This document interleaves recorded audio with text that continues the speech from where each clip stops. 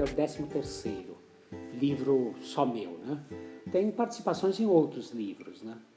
E essas participações em outros livros são mais livros técnicos, livros de estudo, livros de pesquisa, esse tipo de coisa. O primeiro livro, na verdade, eu produzi alguma coisa antes de produzir um livro sozinho. Eu participei de antologias. O primeiro trabalho que a gente fez foi no Positivo, com professores e funcionários. Nós lançamos uma série de 4 volumes chamado Voo de Vagalume. E ali eu tenho participações com poemas, com crônicas, com pequenos contos. Assim que começou. Depois o primeiro livro foi em 1986, saiu o primeiro sozinho, que foi No Limiar da Imaginação. Inclusive hoje eu estava conversando com minha filha com o objetivo de reeditar No Limiar da Imaginação. Foram feitas 2 edições na época e parou por aí, né? Está na hora de reeditar. Ninguém vive sem memória. Então, para mim, escrever sobre o tempo de infância, escrever sobre experiências vividas em outros tempos é sempre interessante.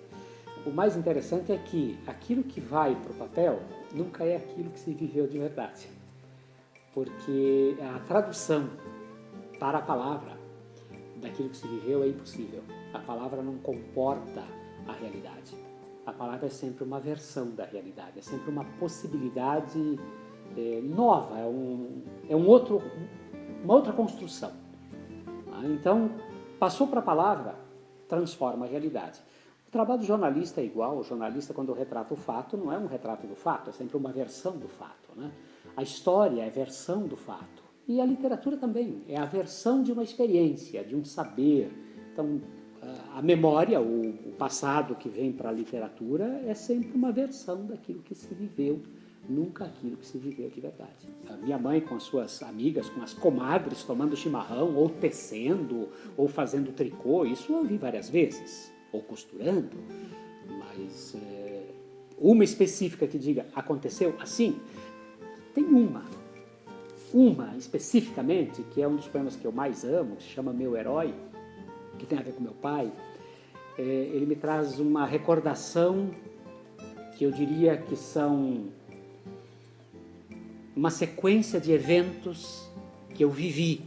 Claro que transformado em linguagem, aquilo se modifica de alguma maneira, mas eu vivi.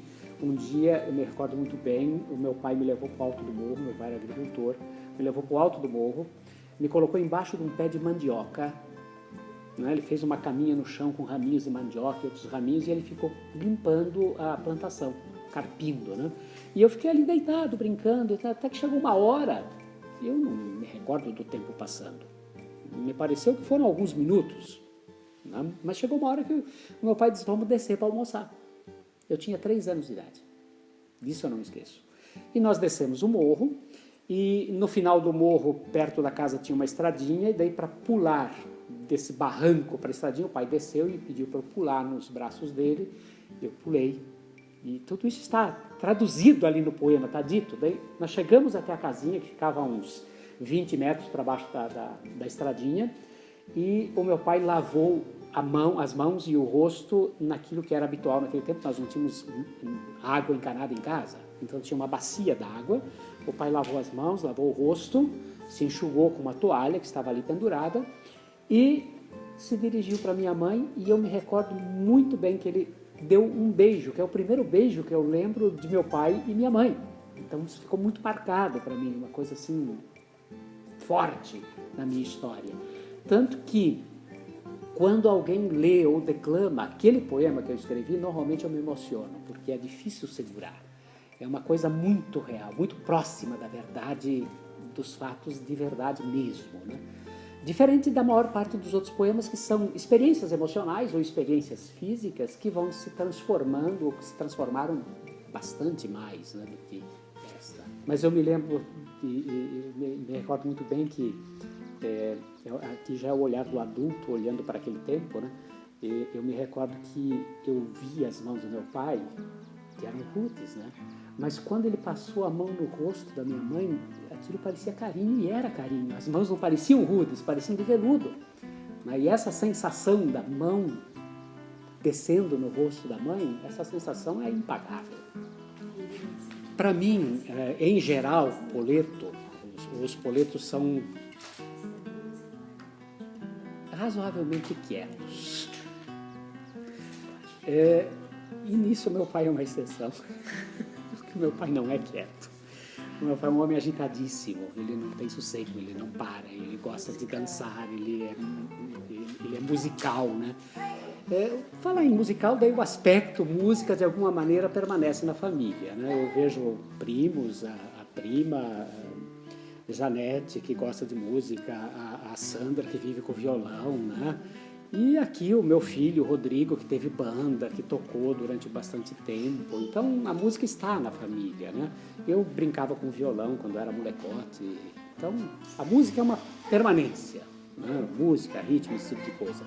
Mas, diferentemente do meu pai, por exemplo, que adora dançar, eu sou um dois de pau dançando, né? Não saio do lugar, não funciona.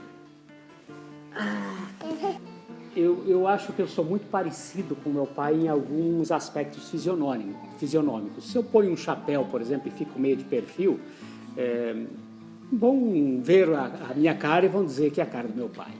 Né? Muito parecido. Aliás, não só do meu pai, dos Poleto em geral, né? Do próprio tio, o tio Juvelino, o tio Aldino, o tio lá de São Paulo, que sempre me foge o nome, o pai do Cássio, né? Tio Tranquilo, isso. Essas figuras todas estão, de alguma maneira, aqui na minha cara, né? Eu acho que mais isso do que outros aspectos, porque meu pai é muito diferente de mim, né? Meu pai não teve oportunidade de estudar, ele sempre foi um homem simples, um homem da lavoura, ou no máximo um alfaiate, um vendedor de rádios. Meu pai vendia rádios no interior de Santa Catarina.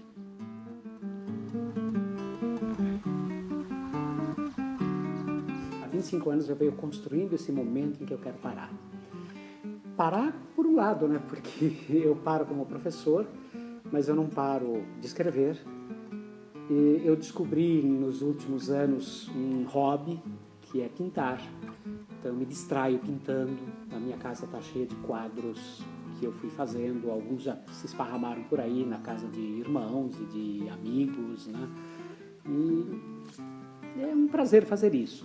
Não vou deixar de fazer minhas palestras, eu sempre fiz para os professores da rede pública, municipal, estadual, de vez em quando uma escola me convida.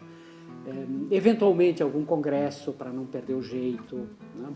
Mas predominantemente eu vou continuar escrevendo e viajando.